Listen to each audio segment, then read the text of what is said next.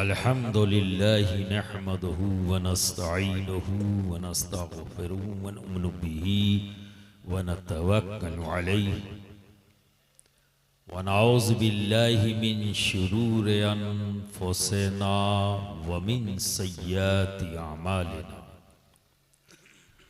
मन यहदिहिल्लाहु फला मुदिल्ल लहु व मन युद्लिल फला हादिय लहु व नशहदु अल्ला इलाहा इल्लल्लाहु वहदहु वहदहु ला शरीक लहु व नशहदु अन्न सय्यदना व हबीबना व तबीब क़ुलूबिना व शिफ़ाअ सुदूरिना व गौसना व मुगीसना व मुईनना व कुतबना व फरीदना व निज़ामना व सिराजना व अलावना व अशरफना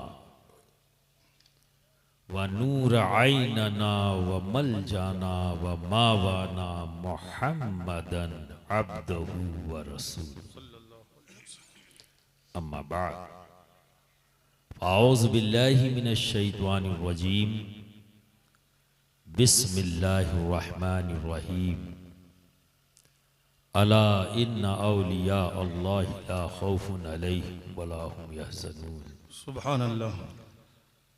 सदक़ल्लाहुल अज़ीम व सदक़ रसूलुहुन नबियुल अमीनुल करीम व नहनु अला ज़ालिका लमिनश शाहिदीन व शाकिरीन वल्हम्दुलिल्लाहि रब्बिल आलमीन। बरादरान मिल्लत इस्लामिया, तिलावत करदा आयत करीमा पर गुफ्तगू करने से पहले आइए हम सब मिलकर रहमत दो आलम नूर मुजस्सम अहमद मुश्तबा मोहम्मद मुस्तफ़ा सल्लल्लाहु अलैहि वसल्लम की बारगाह में झूम झूम कर बावाज़ बुलंद मोहब्बत के साथ दरूद शरीफ का नजराना पेश कर लें।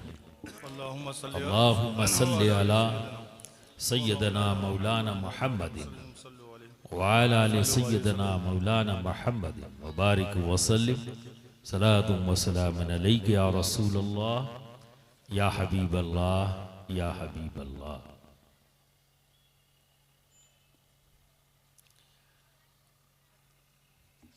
मदरसा नूरुल उलूम के ताल्लुक़ से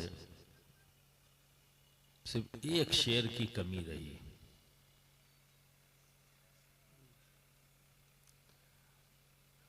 और दो भी कह सकता हूं, लेकिन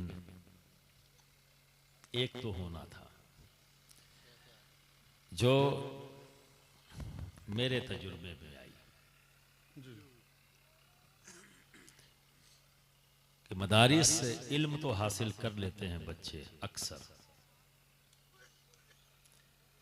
लेकिन इस मदरसे की नुदरत ये भी है कि यहाँ तरबियत पर भी बड़ा खास ध्यान दिया जाता है। बेशक।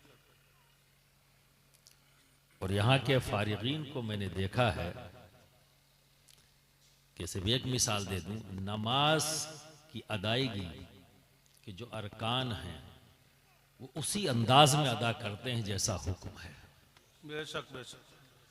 और ये खास तवज्जो जो मैंने सुना वो मौलाना अकबर साहब और कारी अतीक साहब खास ध्यान बच्चों पे रखते हैं और इसी पे डंडे वंडे भी पड़ जाते होंगे, हो सकता है फिर बच्चे लापरवाही करते हैं। बाकी पढ़ाई के टाइम पे तो नहीं सुना है, लेकिन तरबियत पे सुना है कि सख्ती होती है और तरबियत के लिए सख्ती का होना जरूरी है जी। वरना पूरी जिंदगी इल्म है और इम्प्लीमेंट नहीं है उसका तो जिस इल्म से इंसान अपनी जात को फायदा ना पहुंचा सके तो फिर दुनिया को क्या फायदा पहुंचाएगा। तो ये तरबियत का पार्ट होता है जहां ये एहसास पैदा होता है और इसी एहसास के साथ खशियत पैदा होती है। और जब एक बार खशियत पैदा हो गई तो इंसान आलिम बन जाता है। कोर्स तो सभी पूरा कर लेते हैं, अगर खशियत कल्ब में पैदा ना हुई तो आलिम नहीं हुआ है, उसने कोर्स पूरा किया है, अपने इंस्टीट्यूट का अपने मदरसे का करिकुलम पूरा कर लिया कि ये किताबें पढ़नी है, ये कोर्स है, पढ़ लिया। लेकिन अगर खशियत दिल में पैदा ना हुई तो आलिम नहीं हुआ है। आलिम तो तब होगा जब खशियत इलाही पैदा हो। बेशक। तो जो सर्टिफिकेट सनद मिलती है वो सनद इस बात की है कि इसने कोर्स पूरा कर लिया है, कोर्स पूरा कर लिया है। लेकिन जब खानकाह से निकलता है तो सनद इस बात की मिलती है, जब खिलाफत मिलके वो बाहर निकलते हैं तो ये सनद इस बात की अब ये मुकम्मल हो चुका है, आलिम हो चुका है, ये खशियत पैदा हो जाती है। तो चूंकि एक बुजुर्ग ने इसे कायम किया और एक बुजुर्ग ने ही इसकी सरपरस्ती ली तो ताज्जुब होता अगर ऐसा माहौल यहां ना होता जी। है। तो इस बात की गवाही दे रहा है कि हाँ, इस मदरसे को कायम करने वाला भी वली और इसकी सरपरस्ती करने वाला भी वली है, बेशक। सुभान जिसके अल्लाह। असरात तरबियत की शक्ल में बच्चों में जाहिर होते हैं। तो बरादरान मिल्लत इस्लामिया, गलत अगर फैसला ले लिया जाए तो कहा जाता है ना कि दिशा अगर बदल जाए तो दशा बदल जाती है। आज हम जिस पोजीशन में हैं और जहां हैं, ऐसा क्यों है? हमारी अजमत का दौर जब देखा जाता है तो 700 साल कमोबेश जो हमारी अजमत का दौर है। दुनिया की सुपर पावर भी हम ही, हाकिम भी हम ही, साइंटिस्ट भी हम ही, और दुनिया को खोज करके जो चीज छुपी हुई थी, उस खालिके कायनात ने जिन चीजों को पैदा किया पर आम नजरों से वो छुपी हुई थी, उन छुपी हुई चीजों को दुनिया के सामने लाने का काम इस दुनिया में सबसे पहले जो शुरू किया है वो आप ही के आबा व अजदाद थे, बेशक। मुसलमान, हमारे हम मजहब। और आज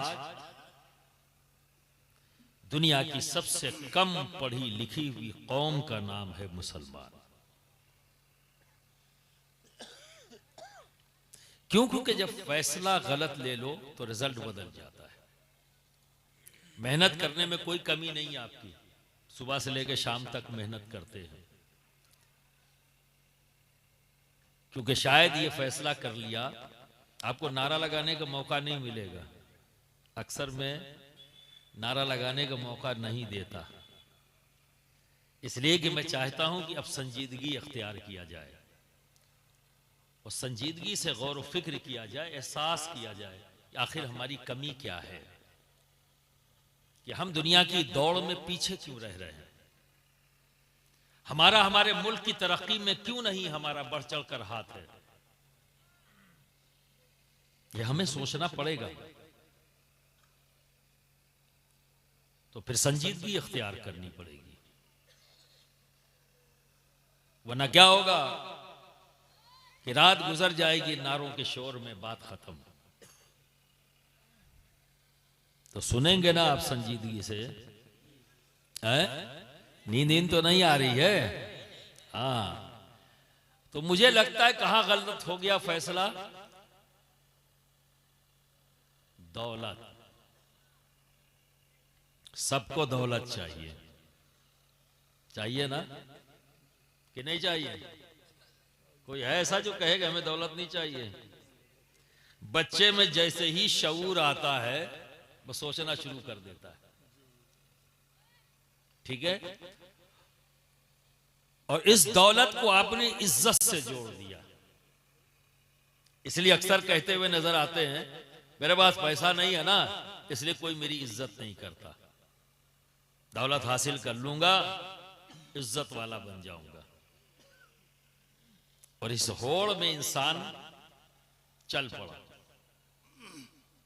दौलत हासिल करना है, और इस दौलत हासिल करने में ये भूल गया कि जिस जमीन पर मैं कब्जा कर रहा हूं उसका ताल्लुक किसी मदरसे से है, उसका ताल्लुक किसी मस्जिद से है, उसका ताल्लुक किसी यतीम से है, उसका ताल्लुक किसी बेवा से है। भूल गए जिस दौलत को मैं हासिल कर रहा हूं इस हासिल करने का तरीका जायज है या नाजायज, भूल गए। मैं जिस रिस्क को कमा रहा हूं वो हलाल है या हराम, भूल गए। क्यों? क्योंकि जहन ने एक फैसला दे दिया कि अगर दुनिया में इज्जत चाहिए तो दौलत हासिल कर लो। और सारे करप्शन की वजह यही फिक्र, यही सोच बन गई। और इस करप्शन की, इस सोच की वजह से करप्शन जो बढ़ा किसी जगह को उसने नहीं छोड़ा। ना इस सोच से मस्जिद बची, ना मदरसा बचा, ना आस्थाने बचे, कोई जगह नहीं बची। अब ये सब तो बहुत अच्छी जगह है,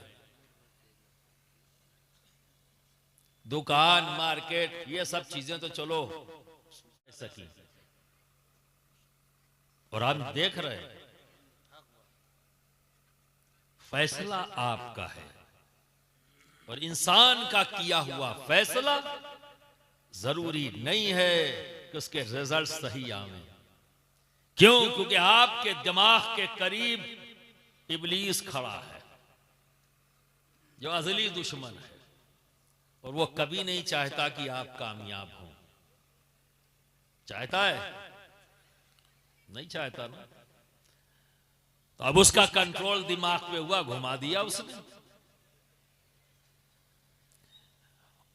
ये जज्बा की इज्जत मिले सबको चाहिए भाई। मैं भी चाहूंगा कि मुझे इज्जत ना मिले। स्टेज पे जितने लोग बैठे हुए हैं या आप सभी की ख्वाहिश, और ये जेन्युइन है, ऐसा नहीं है कि आपने गलत ख्वाहिश रखी है। मेरे पीरो मुर्शिद ने जो आखिरी बार जब मैं बैत हुआ तो मेरे पीरो मुर्शिद ने, मैंने कहा हुजूर कुछ नसीहत फरमा दें जो जिंदगी में काम आए। तो फरमाया अगर तुम इज्जत चाहते हो तो सबसे पहले तुम्हें चाहिए कि तुम अपनी इज्जत करो। तुम्हें चाहिए कि तुम अपनी इज्जत करो। नहीं समझ पाया था, नहीं शऊर था, बाद में बात करूंगा इस पर। तो बरादरान मिल्लत इस्लामिया, यह आपका फैसला है। क्या आप नहीं चाहोगे कि मैं आपके रब का फैसला बताऊंगा? आपको जानना चाहोगे? जी। इज्जत भी मिलेगी और दौलत भी, अपने रब के फैसले को। अल्लाह ने क्या फैसला सुनाया है, अल्लाह ने क्या राह दिखाई है दौलत और इज्जत के लिए। ख्वाहिश सभी के पास है, जब अपने दिमाग से सोचोगे तो भटक जाओगे। तो रब तबारक व तआला ने हजरत जिब्रील अमी को अपने नबी हजरत सुलेमान अलैहिस्सलाम की बारगाह में भेजा। जानते हो कौन है? नबी है। और ऐसे नबी जिनकी हुकूमत अल्लाह ने इन्हें हुकूमत अता की, और ऐसी हुकूमत कि सिर्फ इंसानों पर नहीं जिन्नातों पर भी, चरिंद परिंद हैवानात सब पर आपकी हुकूमत। और जब हाकिम बनाया है रब ने तो सबकी जबान भी समझते हैं, चूंकि हुकूमत करनी है तो आप सबकी जबानों को भी जानते थे, गुफ्तगू फरमाते। तो उनके पास जिब्रील अमी को भेजा 3 चीजें देकर। जिब्रील अमी तशरीफ लाए, बाद सलाम रब का पैगाम दिया कि आपके रब ने आपके लिए 3 चीजें भेजी हैं, पर इसमें से चुनना एक को है, आप चुन लें। कहा वो क्या है? कहा इल्म, दौलत और इज्जत, इन 3 में से आप जिसे चाहें चुन लें। तो हज़रत सुलेमान अलैहिस्सलाम ने इल्म को चुन लिया। जिब्रील अमी जिस काम से आए थे चले गए वापस। हज़रत सुलेमान अलैहिस्सलाम ने दौलत और इज्जत जो अभी भी मौजूद है, कहा अब तुम जाओ, हमने तुम्हें तो चुना नहीं, मैंने जिसे चुना था वो रह जाए, बाकी तुम दोनों जाओ। तो दोनों बोले, इज्जत बोली, दौलत बोली, नहीं जा सकते। कहा क्यों? कहा इसलिए नहीं जा सकते कि हमारे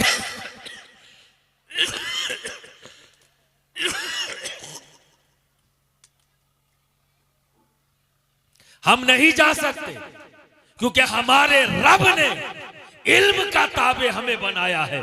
जहां इल्म होगा वहीं इज्जत को रहना है, वहीं दौलत को रहना है। बेशक बेशक, सुभान अल्लाह सुभान अल्लाह सुभान अल्लाह सुभान अल्लाह। तो बरादरान मिल्लत इस्लामिया, आज हम दौलत हासिल करने इसलिए चाहते हैं कि इज्जत मिले। हासिल कर ली, मिल गई, कोई पहचान। अरे आज अगर मुसलमानों को दिखाया जाता है तो लुंगी और फटी बनियान पहने हुए दिखाया जाता है। और फिर एक वक्त वो भी था जो हमारी अजमत का दौर है, 100% लोग पढ़े लिखे हुए। हजरत इमाम गज़ाली 2 भाई हैं। आपके वालिद जब उन्हें लगा कि अब मैं जिंदा नहीं रहूंगा, कोई बीमारी हुई उनको, तो आपने क्या किया? सारी जायदाद जो भी उनके पास थी बेच दिया।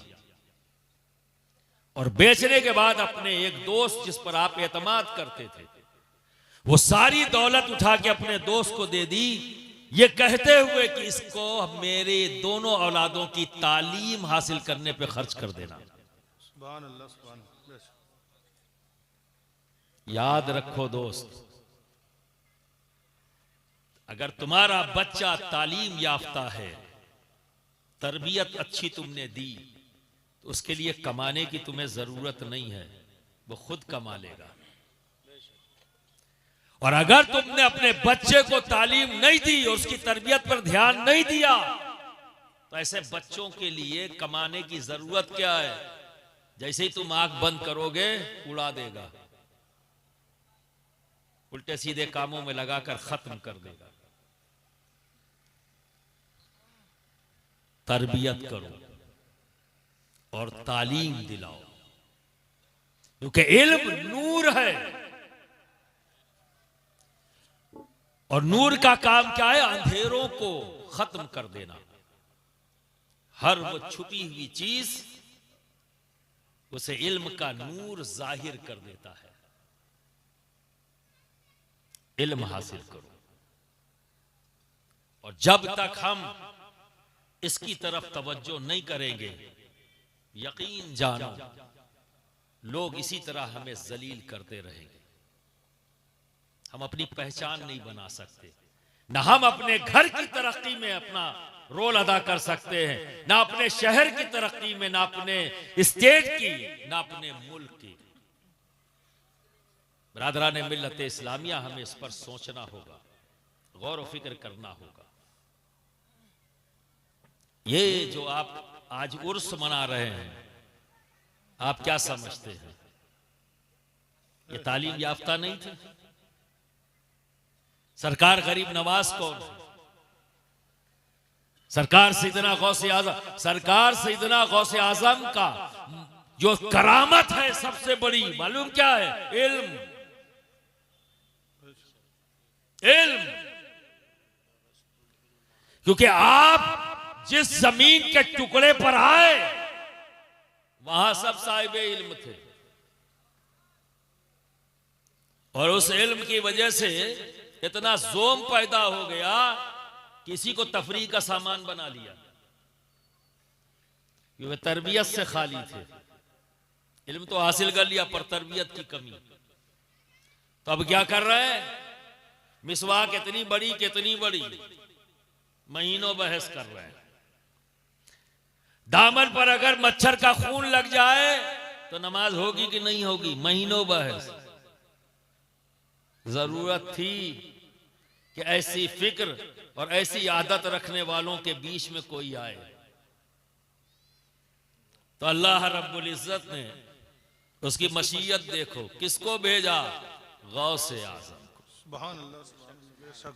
ये किसके पोते हैं, किसके बेटे हैं? अली ये मुर्तजा। सुभान अल्लाह, बेशक। एक चीज इसमें, जब गौसे पाक आए तो उसी बगदाद की जमीन पर क्या कहा उन्होंने? मेरा ये कदम रूए जमीन के तमाम औलियाए किराम की गर्दनों पर।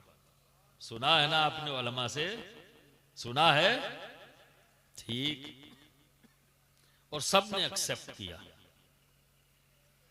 सभी ने अपनी गर्दनें झुका दी। और ये जुमला कोई भी वली नहीं बोला, यही अव्वल यही आखिर, सरकार गौसे पाक। मैं बहुत सोचता रहा कि आखिर गौस पाक बोले क्यों ये? कुछ तो होना चाहिए, कहीं से कोई रब्त तो होना चाहिए। ये इख्तियार सरकार सैयदना गौसे पाक के पास आया कहां से? तो उस रब्त को तलाश करने की कोशिश की, पर उलमा बैठे हुए हैं। मैं ये कहूंगा, ये मेरी सोच है, मैं आप पर थोपता नहीं। पसंद आ जाए तो ले लेना, नहीं आए तो झगड़ा मत करना भाई।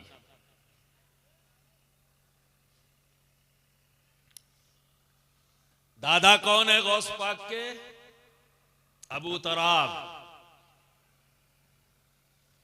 मौला अली का नाम एक क्या और भी है?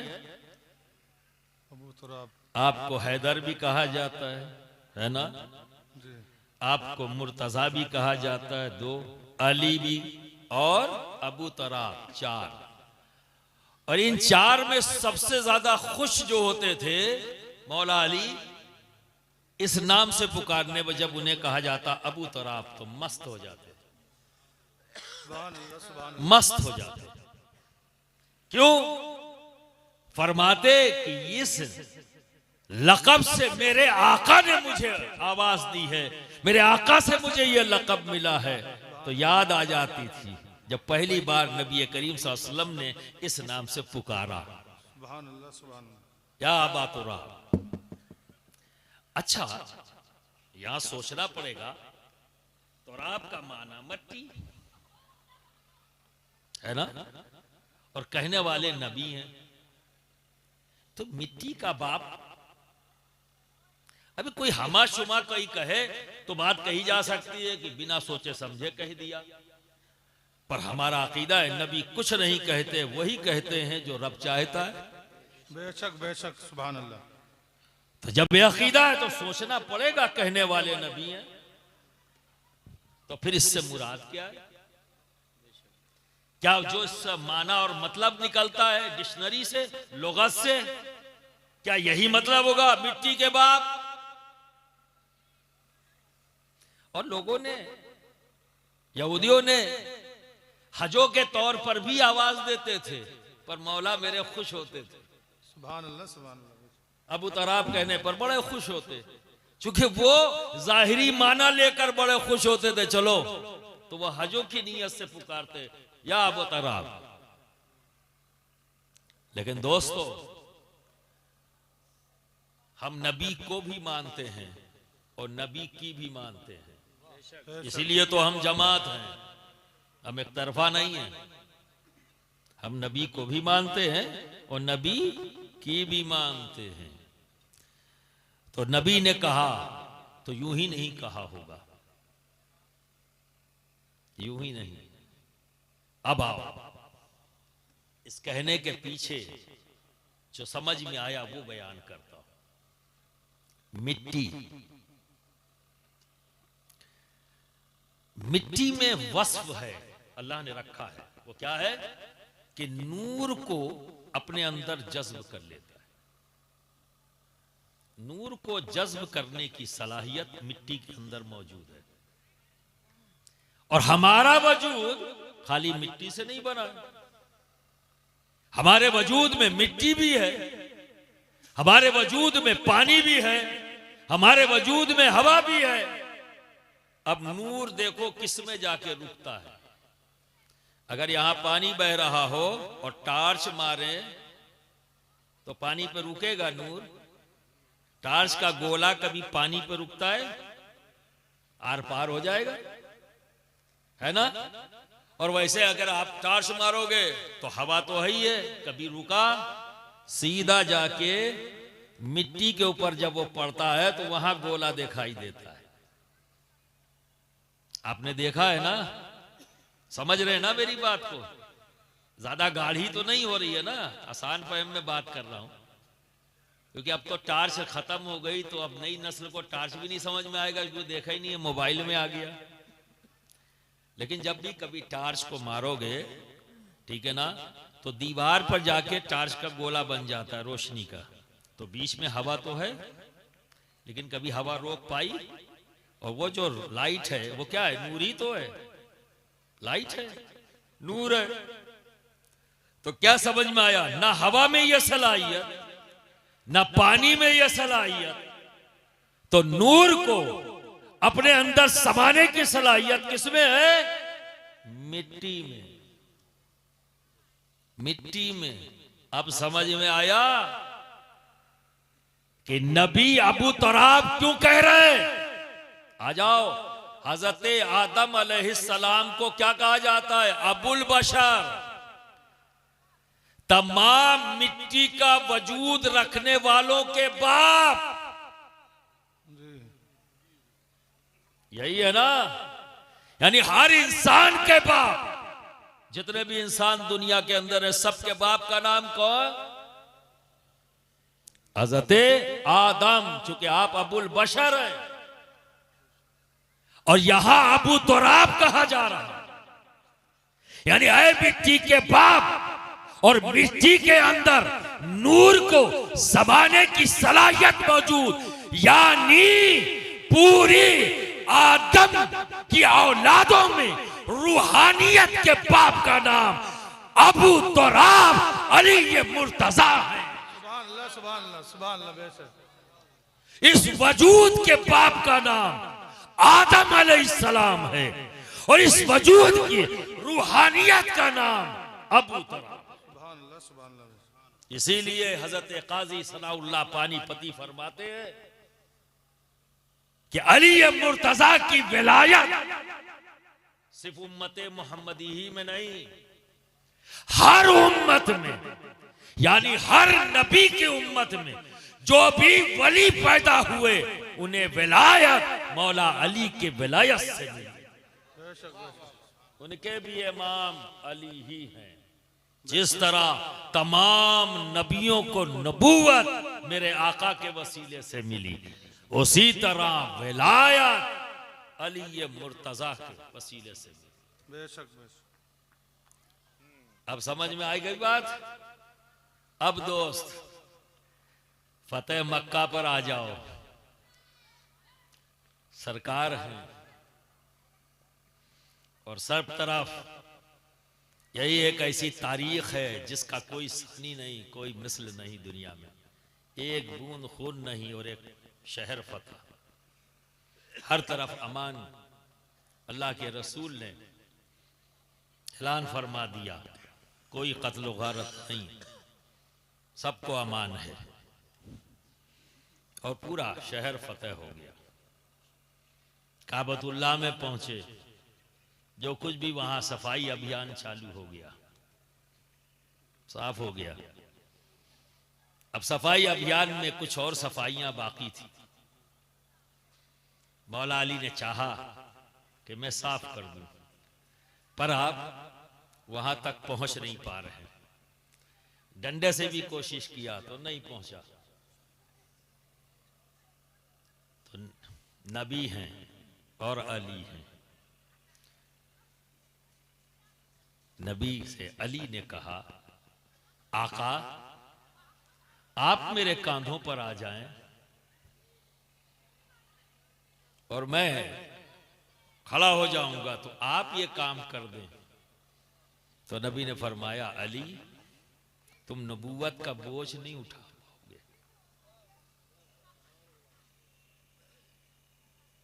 तुम मेरे कांधे पे आ जाओ, सुभान अल्लाह, सुभान अल्लाह। तुम मेरे कांधे पर आ जाओ।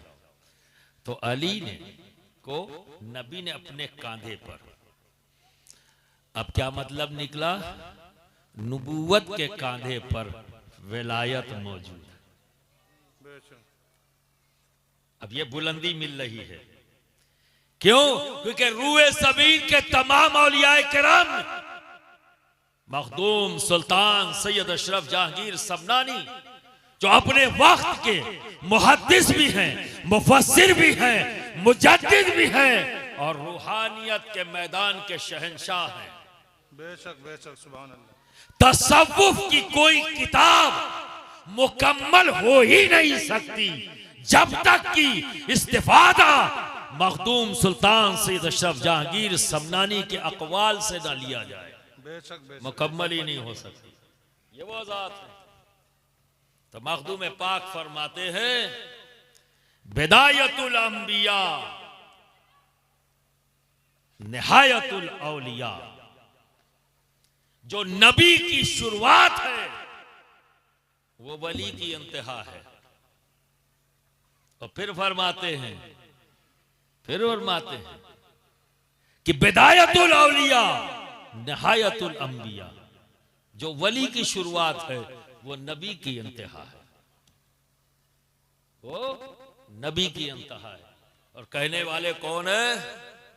ना इल्मी एतबार से यहां भी फुर्सत नहीं मिलेगी कह के चले जाएं, जो अक्सर सूफिया के ताल्लुक से लोग ये ख्याल रखते हैं कि इनके पास इल्म नहीं है। यही हैं जिन्हें नबियों के इल्म का वारिस कहा जाता है। तो ऐसा कैसे कह सकते हैं? और इल्म हासिल करने के एक और कंफ्यूजन दूर कर दूं, कुछ चीजें और बची हुई हैं। इल्म हासिल करना सिर्फ पढ़ लिख के नहीं होता। इल्म हासिल एक जरिया है, ये भी इल्म हासिल करने का, लेकिन फकत यही नहीं। इसलिए कहता हूं फकत यही नहीं, इसलिए कि जब मैं गौर फिक्र करता हूं तो सहाबा की जमात को जब देखता हूं तो वो कहां कलम कागज लेके बैठे थे, किस दरसगाह में गए, कहां ब्लैक बोर्ड था।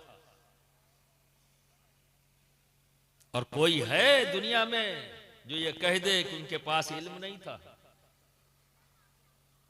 सहाबा की मुक़द्दस जमात, इनके पास इल्म नहीं? अरे सारा जखीरा जो इल्म का आज हमारे पास है ये उन्हीं का एहसान है कि उन्होंने मुंतकिल किया, हम तक पहुंचाया, वही है। तो इन्होंने कैसे इल्म हासिल किया?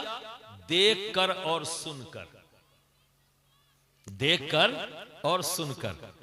नबी को देखा और अमल शुरू कर दिया, नबी से सुना, याद कर लिया और अमल शुरू कर दिया। जो देखा था उसे भी आगे बढ़ाया, जो सुना उसे भी आगे बढ़ाया, और बढ़ते बढ़ते तब वो लिखा गया है। पहले तो सुना और देखा ही चला। सहाबा को ताबईन ने देखा, जो देखा अमल कर लिया, जो सुना याद कर लिया और अमल कर लिया और आगे बढ़ा दिया। तो इल्म हासिल करने का यह भी एक जरिया है। क्या है? देख कर और सुनकर। बस फर्क इतना है दोस्त, आपको ये मौका बार बार ये उलमा देते हैं, पर आप क्या सोच के आते हो मुझे नहीं पता। पर ये स्टेज सजाकर आपको बुलाते हैं किस लिए? कि देखकर और सुनकर आप इल्म हासिल कर लो, है ना? पर आपका नीयत क्या है, आपका नजरिया क्या है यहां आने का, वो पता नहीं। लेकिन रिजल्ट जरूर पता है कि जब आप उठकर यहां से जाएंगे, कोई पूछे हाँ भाई जलसा कैसा था, बहुत अच्छा था, क्या हुआ, कहीं बहुत अच्छा हुआ, हमें क्या बोला गया, कहीं बस यही ना पूछो, बस यही ना पूछो। तो अब सुनने का आपका क्या तरीका है, किस अंदाज में आप सुनते हो, किस अंदाज में आप देखते हो, पता नहीं, पर देखकर और सुनकर सहाबा ने इल्म हासिल किया और ताबईन ने सहाबा को देखकर और सुनकर हासिल किया, और तमाम इल्मी जखीरा इसी अंदाज में हम तक पहुंचा जो बाद में लिखा गया। तो 3 तरीके हो गए, और चौथा है इल्म लदुन्नी, जिसे रब तबारक व तआला उसे अता करता है जिसे वो चाहता है। वह अल्लमनाहु मिन लदुन्ना इल्मा, खुद रब फरमाता है और मैं अपने खास इल्म से इल्म अता करता हूं जिसे मैं चाहता हूं। तो ये उनके लिए। और मखदूम सिमना फरमाते हैं इस इल्म को हासिल करने के लिए राब्ते तकल्लुम की भी जरूरत नहीं, पर्दे पढ़ाने की भी जरूरत नहीं, कोई बैठ के पढ़ावे। ये इल्म ऐसे हासिल हो जाता है, मिसाल दिया आपने, जैसे मैयत का तरका, अब्बा गए दुनिया से, बच्चों को अपने आप मिल जाता है ना, कोई बहस करनी पड़ती है, कुछ नहीं, जो है उनके वारिस अपने आप मिल जाता है। तो मखदूम सिमना फरमाते हैं कि ये इल्म बिना राब्ते तकल्लुम के हासिल हो जाता है। तो ये 4, अब 3 का है मामला। तो जो लोग 40 के ऊपर हैं, भागने का रास्ता नहीं है कि ये कहो अब हजरत उम्र हो गई, अब मदरसा कैसे जाएं, स्कूल कैसे जाएं। तो उसके लिए उलमा ने इंतजाम कर दिया है, देखकर और सुनकर। तो जब जलसों में जाओ तो इसी नीयत से जाओ, इल्म हासिल करने जा रहे हैं, जो हम नहीं जानते हमारे उलमा हमें बताएंगे, उसे दिमाग में महफूज करना है और उस पर अमल करना है। जब आने का अंदाज बदल जाएगा तो लेने का भी अंदाज बदल जाएगा। इन्नमल आमालु बिन्नियात, हर अमल का ताल्लुक नियत से, नियत अच्छी होगी तो वैसे ही फंक्शनिंग भी होगी। ठीक है, अब आया तीसरा, उसके लिए तुम्हारे बच्चे मौजूद हैं, यहां कोताही मत करना, इनको भेज दो पढ़ने के लिए, इनको भेजो पढ़ने के लिए, छोड़ना मत। ये जब पढ़ेंगे ना तभी तो जानेंगे सच्चाई क्या है, तभी तो जानेंगे। तो अब आता हूं मैं उस तरफ कि नबूवत के कांधे पे विलायत है, विलायत है। तो बरादरान मिल्लत इस्लामिया और मखदूम पाक फरमाते हैं कि नबी की शुरुआत जो होती है वो नबी की इंतहा होती है, और फिर कहते हैं जो नबी की इब्तिदा है वो वली की इंतहा है। किस माना में कि बिदायतुल अंबिया नहायतुल औलिया, जो नबी की इब्तिदा है वो वली की इंतहा है। फिर तरीकत में जो नबी की इब्तिदा वली की इंतहा, यानी विलायत तरक्की करके कहीं भी पहुंचेगी तो नबी के कदमों तक उसकी रसाई, यहां तक, ये इसकी इंतहा है विलायत में। और फिर फरमाते हैं कि बिदायतुल औलिया निहायतुल अंबिया, ये जुमला बड़ा गजब का है, जिससे जो बात मैंने समझी उससे फिश शरीयत, शरीयत में वली की जो इब्तिदा है नबी की इंतहा है।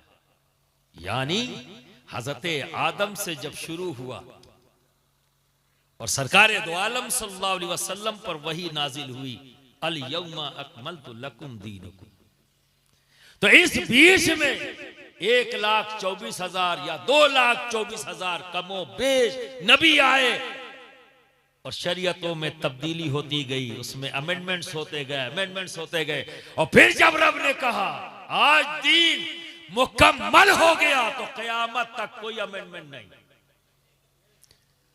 तो अली तो तब पैदा हुए हैं जब ये कैद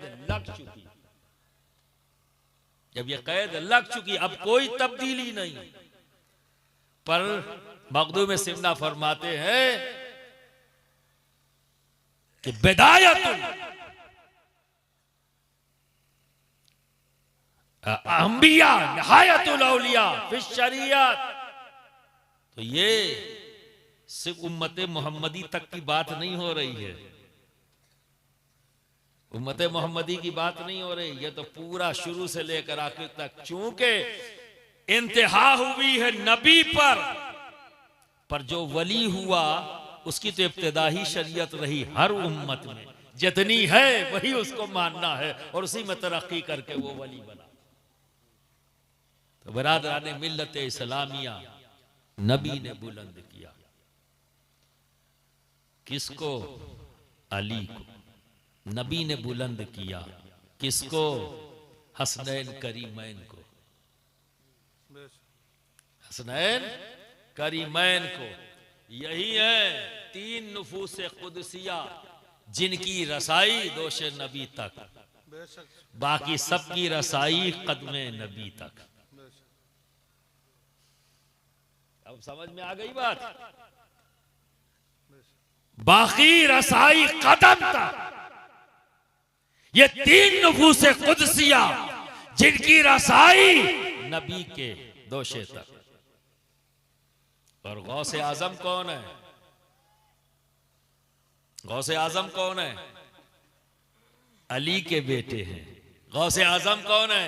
इमाम हसन के बेटे हैं। गौसे आजम कौन है? इमाम हुसैन के बेटे हैं। और ये नस्ल हसनी ये कैसे चली है? बाप इमाम हसन और माँ इमाम हुसैन, ये है हसनी नस्ल जिनसे हमारा ताल्लुक है। बाप की तरफ से इमाम हसन और माँ की तरफ से इमाम हुसैन, ये सरकार से इतना गौसे आजम का नसब है। तो जब अली ने गौसे आजम को आलमे रूहानियत में अपने कांधों पर बिठाया तो गौसे आजम मिंबर पर चढ़कर कह रहे हैं, अब मेरा ये कदम रूए जमीन के तमाम औलिया के कांधों पर है, गर्दनों पर है। सुभान अल्लाह, सुभान अल्लाह। क्योंकि इमामुल औलिया ने अपने कांधों पर बैठा लिया, ये अख्तियार दे दिया, ऐ बेटे अब तू ऐलान कर। अब आइए दूसरी ऑथेंटिसिटी, बस इसी के बाद सुनने के मूड में हो भैया, आए बात मुकम्मल हो गई। एक और सबूत की तरफ ले जाना चाहूंगा, क्योंकि यहाँ उलमा बैठे हुए हैं तो कुछ बातें इनके लिए भी करना चाहता हूं, ठीक है ना? अब आओ, चलो ये वाला भी सुन लो। हजरत इब्राहिम खलीलुल्लाह नबी, जानते हो ना? थोड़ा सा बोलो ना, हाँ या ना? जानते हो? आपके 2 बेटे, बड़े बेटे का नाम हजरत इस्माइल और उनसे छोटे बेटे का नाम हजरत इसहाक, ठीक है? बाप नबी, हजरत इस्माइल नबी और हजरत इसहाक नबी। बाप नबी, बेटा नबी, बेटा नबी, ठीक? फिर हजरत इस्माइल नबी, फिर आपकी नस्ल में कोई नबी नहीं, खामोश। और हजरत इसहाक नबी। फिर जब इधर इस शजरे में देखते हैं तो नबी नबी नबी नबी नबी नबी नबी नबी नबी नबी नबी हजरत ईसा तक नबी नबी नबी। और हजरत इस्माइल नबी, बड़े बेटे हैं, नबी पर खामोशी। हजरत इसहाक भी नबी, पर नबी नबी नबी नबी नबी नबी नबी हजरत मूसा हजरत ईसा तक नबी। कमो बेश बनी इसराइली ने कहा जाता है कमो बेश 5000 नबी। और इधर खामोशी। जब आए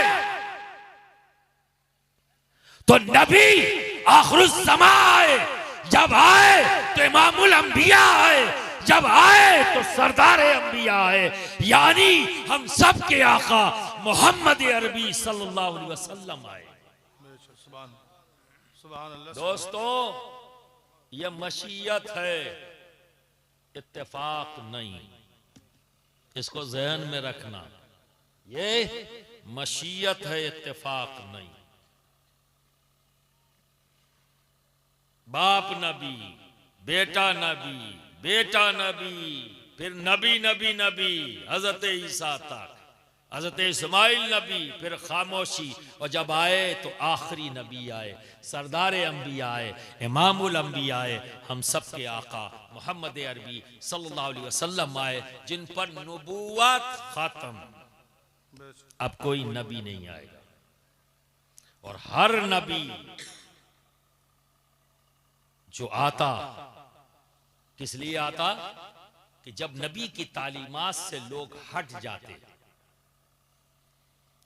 और शैतान उनके दिमागों पे कब्जा करके शिर्क और बिदत की तरफ ले जाता, गुमराहियत की तरफ खींच ले जाता, तो रब तबारक व तआला इंसानों पर रहम फरमाता और फिर अपना नबी भेजता। वो आते, इस्लाह करते, और जब सब इस्लाह हो जाती सबकी और सब सिराते मुस्तकीम पर आ जाते, उनका काम मुकम्मल हो जाता और अपने रब की तरफ से आए थे अपने रब की तरफ वापस चले जाते।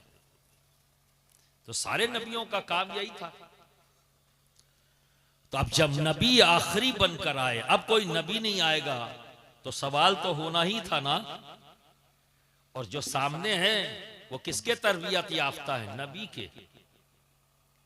हमारे आका के तरबियत याफ्ता तमाम सहाबी बैठे हुए हैं। तो सवाल तो करना ही है। वो तो बहुत इंटेलिजेंट, बहुत ही शार्प दिमाग, इल्म रखने वाले, कोई गोशा छूटता नहीं जिस पर वो गौर व फिक्र न करते हो।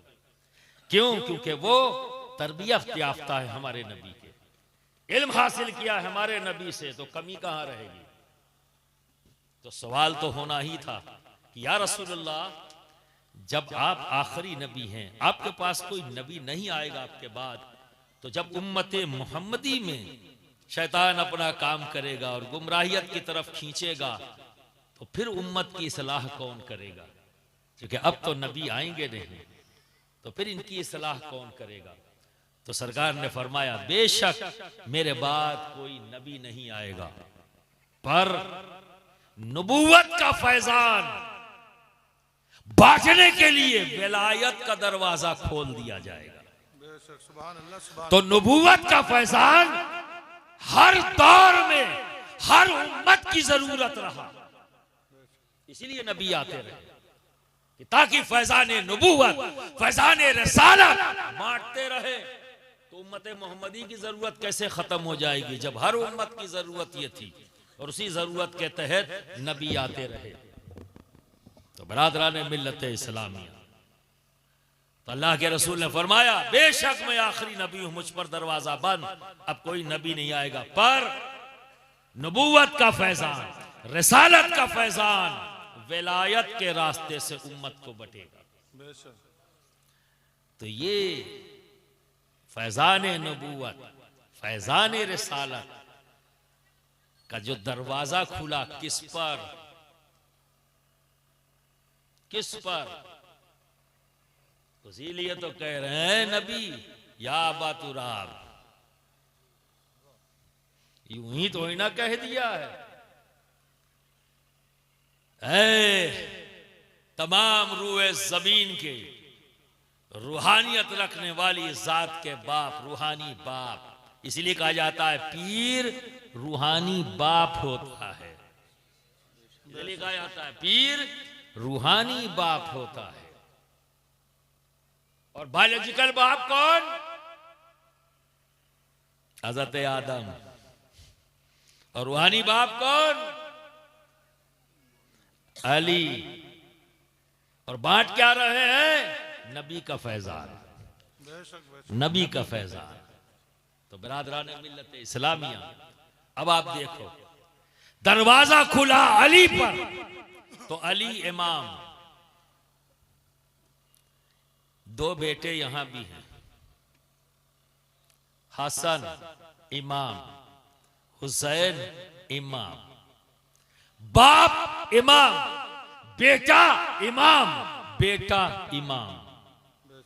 इमाम हसन बड़े बेटे इमाम, इमाम हुसैन छोटे बेटे इमाम, इमाम हसन इमाम, फिर खामोशी।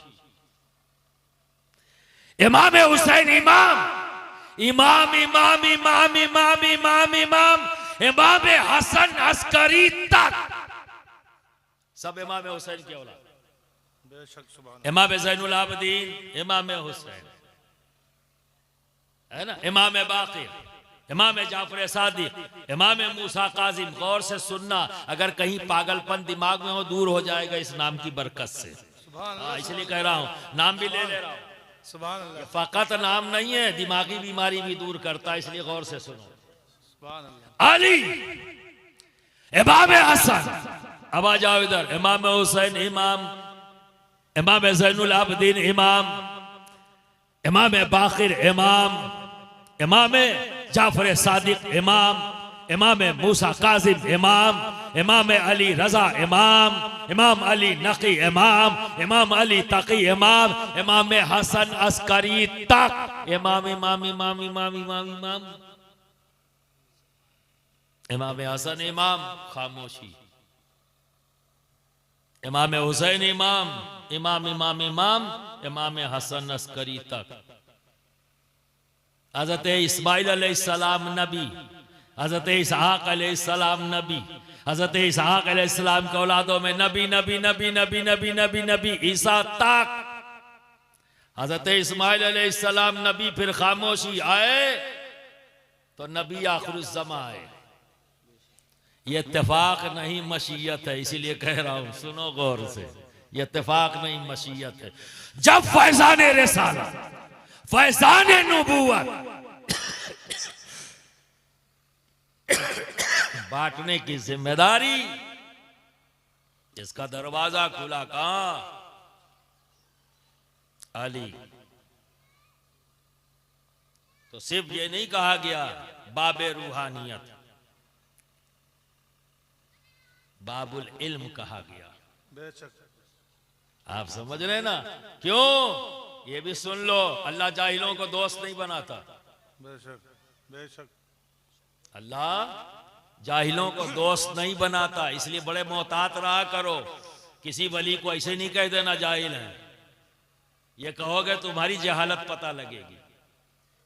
जो अल्लाह का दोस्त होगा, और अल्लाह जाहिलों को पसंद ही नहीं करता, दोस्त बनाता ही नहीं, या तो फिर वो वली नहीं, और या फिर वो साहिब इल्म है, तभी तो दोस्त बनाया अल्लाह ने। ये अलग बात है कि उसने अपने वजूद को बताने में अपने इल्म को आगे नहीं रखा, उसने अमल को आगे रखा। और यही फर्क हो जाता है। जहां सिर्फ इल्म की बात हो वो अलग डिपार्टमेंट है, और जहां उस इल्म को अपनाकर अमल पेश करने की बात होती है तो उन्हें हम वली कहते हैं। समझ गए? वो कौल को कम, अमल को ज्यादा पेश करते हैं। ठीक है? और अगर किसी कौल को भी उन्हें पेश करना है तो पहले उस कौल पर अमल करते हैं, फिर उस कौल को पेश करते हैं। ये एक डिफरेंस है। तो बरादरान मिल्लत इस्लामिया, इमाम हसन इमाम, अली इमाम, इमाम हसन इमाम, इमाम हुसैन इमाम, फिर इमाम इमाम इमाम इमाम इमाम, इमाम हसन अस्करी तक। और जब आएंगे तो आखिरी इमाम, वहां से इमामत का दरवाजा बंद। वो कौन है? इमाम महदी जो आएंगे, और इमाम हसन के बेटे होंगे। बेशक। सुभान अल्लाह सुभान अल्लाह। इमाम हसन के बेटे होंगे। तो बरादरान मिल्लत इस्लामिया, इसीलिए कहा कि अपने वक्त के एक जबरदस्त मुफस्सिर फरमाते हैं, इस वक्त नाम देखो अभी शायद याद आ जाए कि शुगर का मरीज हूं, नाम सटक जाता है लेकिन चलते चलते आ भी जाता है याद। तो फरमाते हैं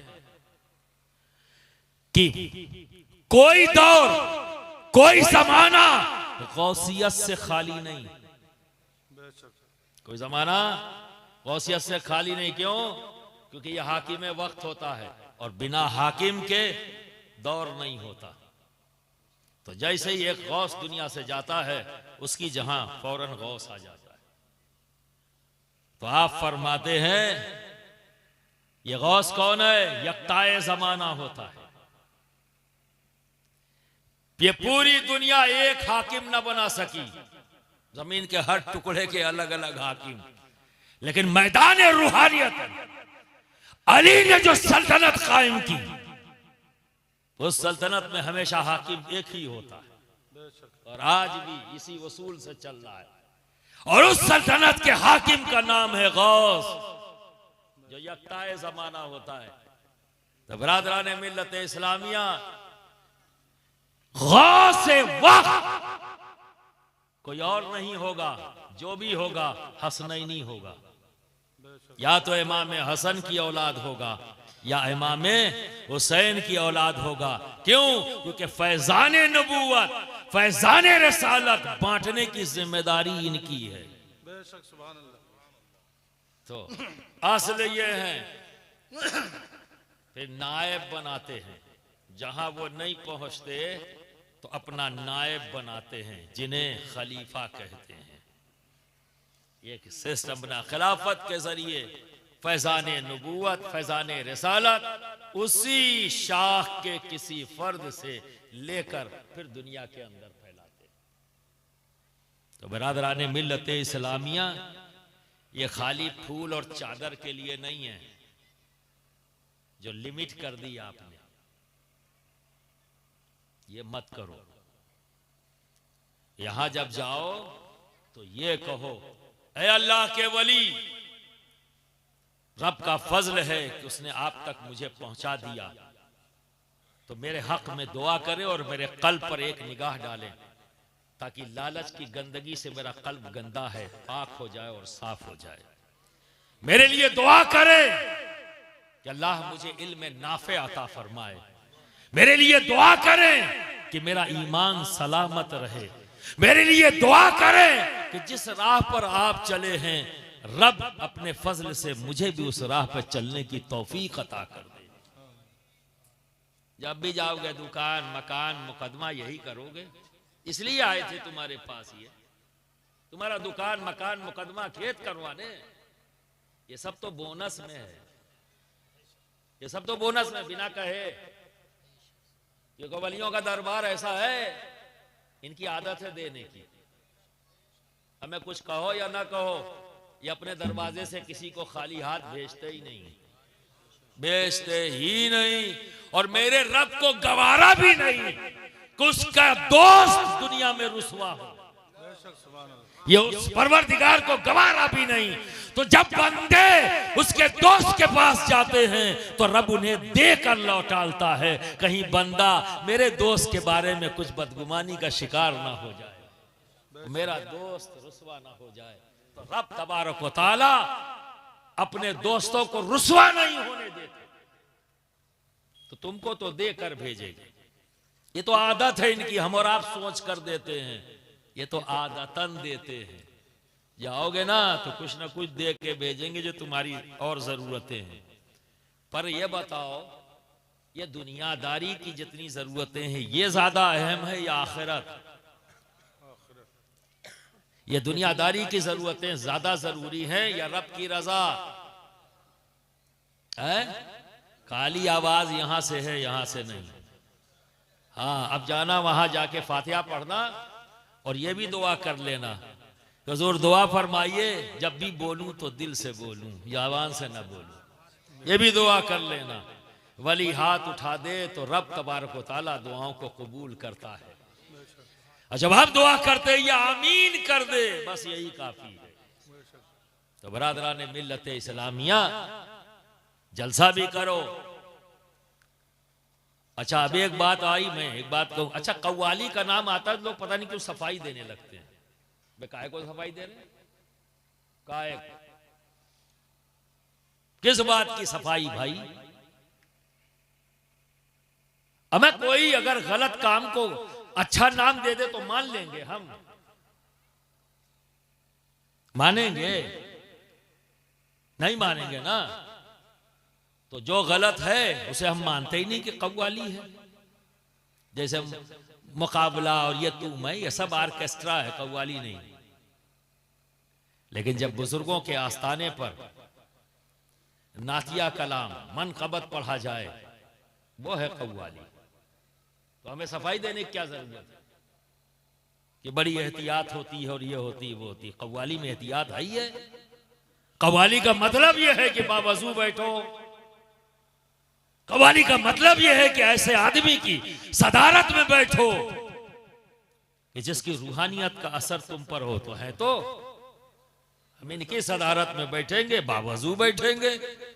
तो सफाई किस बात की देंगे कि हमारी कव्वाली ऐसी? कव्वाली होती ही ऐसी है, हमारी तोहरी क्या चीज है? अजीब बात है भाई। हम क्यों मान लें जो लोग गलत करते हैं? डायरेक्ट कहेंगे कि वो ऑर्केस्ट्रा है, फजूलियात है। तो बरादरान मिल्लत इस्लामिया, अगर कॉन्सेप्ट क्लियर है तो आप वही तो कव्वाली समझ लो क्या है। बैठोगे तो बावजू बैठोगे, समझ गए? बावजू बैठो, हुल्लड़बाजी नहीं, कलाम पर ध्यान दो, समझ गए? और उस कलाम में अपने शायख को तसव्वुर में लाओ। मौजूद हो तो भी अच्छा, नहीं है तो तसव्वुर में लेके आओ। जब ये कहे, अगर कव्वाल ये कहता है, कहे ना कि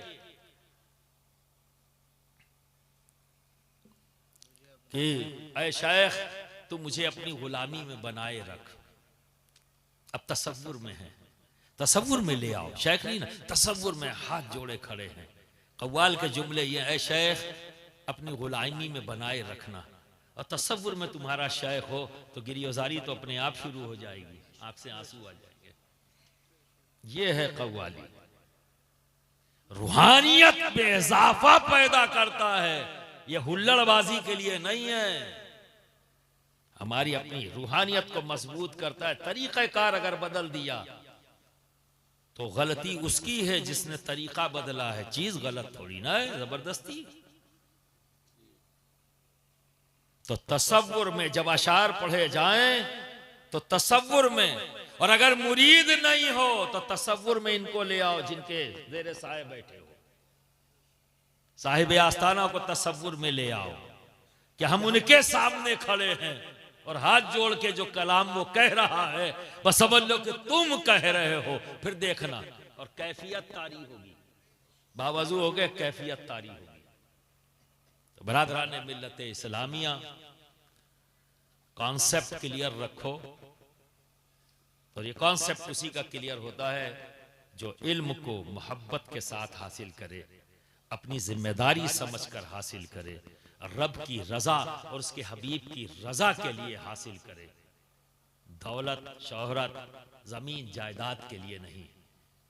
इल्म जहां होगा वहां दौलत भी होगी, वहां इज्जत भी होगी। और जब हम साहिब इल्म थे तो दुनिया के हाकिम थे, जब हम साहिब इल्म थे तो हम साइंटिस्ट थे। हम साहिब इल्म थे तो उन छुपी हुई चीजों को जो अल्लाह ने पैदा की थी हमने दुनिया को बताया कि मेरे रब ने ये भी पैदा किया, मेरे रब ने ये भी पैदा किया, मेरे रब ने ये भी पैदा किया। वो सारे के सारे पढ़े कहाँ से? मदरसे ही से पढ़े थे। जो केमिस्ट्री की बात कर रहे हैं, फिजिक्स की बात कर रहे हैं, मैथमेटिक्स की बात कर रहे हैं, जोलॉजी की बात कर रहे हैं, बॉटनी की बात कर रहे हैं, ये सारे कहाँ से निकले थे? मदरसे से। बेशक बेशक। जिसे आज दुनिया में हकीर निगाह से देखा जा रहा है, नहीं, सारे इल्म का सोर्स इसी मदरसे में है। पढ़ने का अंदाज क्या है इसमें फर्क है कि हम किस तरह से और किस एंगल से पढ़ रहे हैं। तो बरादरान मिल्लत इस्लामिया, अब संजीदगी इख्तियार करने की ज़रूरत है।